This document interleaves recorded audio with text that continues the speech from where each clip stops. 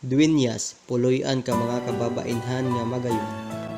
Contents: 1. A brief history. 2. Significant person or local hero. 3. Geography.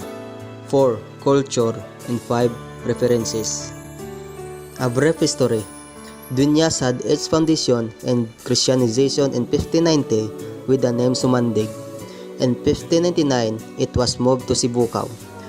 4 years later, 1603, she was joined to Dueñas, and 2 years later, in 1605, she enjoyed her independence. In 1608, she was transferred to Laglag, now Barangay Pader, Dueñas, and remained in this place for 59 years or until 1667. It had only 5 barrios, namely Sibucao and Sumandig in the lowlands and Misi, Kamantugan, and Malonor in the upland. In 1668, Laglag was joined with Pasay, only to be separated a year after, 1669. From 1669 to 1844, or a period of 175 years, Laglag still remained in the said site. This was for a reason that most of the family name of the residents of Dueñas began with letter L. But later in 1845, Laglag was moved around 4 kilometers eastward and given a name Dueñas in memory of the birthplace, Dueñas, Palencia, Spain, of Father Florencia Martin, who authored the transfer. Saint Jerome, doctor of the church, is the patron saint of Dueñas. The word Dueñas or Dueña is derived from a Latin word domna or domina, which means landlady or madam who has dominion over a certain house or estate. Significant person: Nazarea Lagos, the Florence Nightingale of Panay. A local hero: Nazarea Lagos, the Florence Nightingale of Panay. Known as the Florence Nightingale of Panay, Nazarea Lagos was born on August 28, 1851 in Burungan, now Hagimit, Dueñas, Iloilo, to Juan de la Cruz Lagos and Saturnina Labreloso. At the age of 12, she married Segundo Lagos, son of Bartolome Lagos, who established the town of Dueñas. Segundo was appointed as president of the town by General Martin Delgado on October 27, 1898. With that, she was held to become the first president of the Cruz Roja, Red Cross, in Iloilo when it was created. Despite being on good terms with the church and the government, Nazarea and her husband secretly assisted the Filipino revolutionaries by offering their house as a secret place where meetings were held by leaders of the group plotting a revolution against the Spanish colonial government. In line with this, they appointed Nazarea as the head of the hospital of the revolutionaries in Hagimit and the one who managed the place where they secretly peddled food. In order to concretize this plan, Nazarea asked her father for help in building a hospital, which he agreed upon.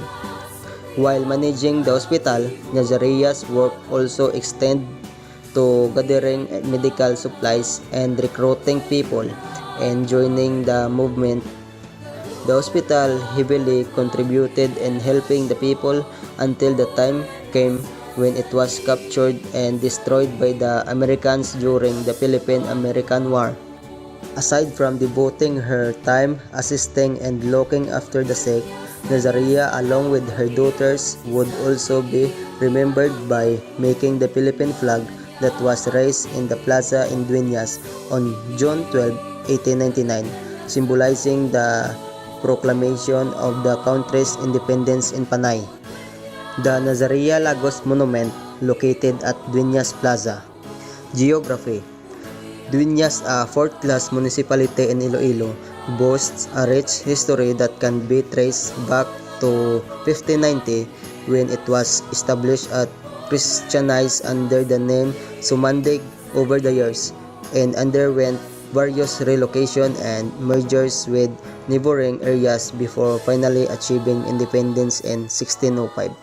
The people of Dueñas referred to as Dueñasanons maintain a profound connection to their town's history and traditions, with their way of life deeply rooted in agriculture, which serves as the primary source of livelihood. The local economy relies heavily on agriculture, with nearly 86% of the town's land dedicated to farming.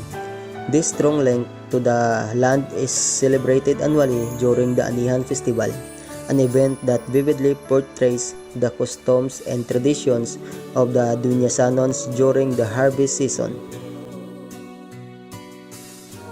Anihan Festival. September is the start of harvest of many agricultural crops, and the last day of the month is the feast of Saint Jerome, the town's patron saint. Anihan is Dueñas' expression of thanksgiving for the bountiful production of its agricultural crops.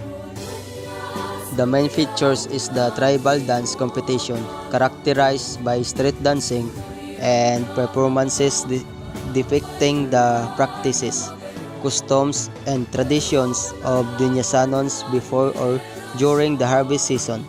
Other activities include agro-industrial fair that showcase the different varieties of ornamental plants, food festival, garden show, and laro ng lahi.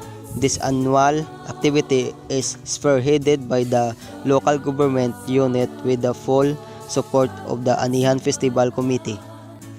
St. Jerome Parish Church. St. Jerome Parish, popularly known as Dueñas Church, was constructed in 1878 of stone and bricks with interiors that follow the Tuscan order and exterior of Doric origin. It was burned in World War II and damaged by a strong earthquake in 1948. The transept and the dome were reconstructed in 1981 and the facade and bell tower restored. Teniente Gimo, a folklore. Located in the 4th Congressional District in the province of Iloilo, the town of Dueñas remains feared and people wanted to avoid or get rid of it because of the aswang rumors.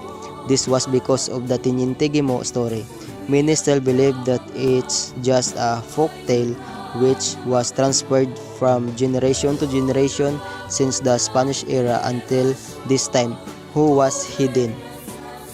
Until this time, Gimo's story and the aswangs of Dueñas never ended. His story was even aired in one of the radio stations and he was disowned by his family. Now, no one could cite his remaining offspring, but many believe that they are just all over the place. May aswang gid man sa Dueñas? Is there really an aswang in Dueñas? They ask. Ilam ay, adto ka mo to para mamanaan nyo kung may dyan gid man. I don't know, you better go there and find out yourself if there really is a Dueñasanon, answered Din. Furthermore, many considered Gimo being an aswang, but they couldn't show greatest evidence. Many still want to know the truth, but no one could tell the true story. Stories were made into different versions, which added curiosity to the newest century. Guillermo Hanillo or Teniente Gimo is now 6 feet below, who passed away over 9 decades ago. The only strong conviction is that only Gimo could answer the question. Dali na, mapadueñas ta.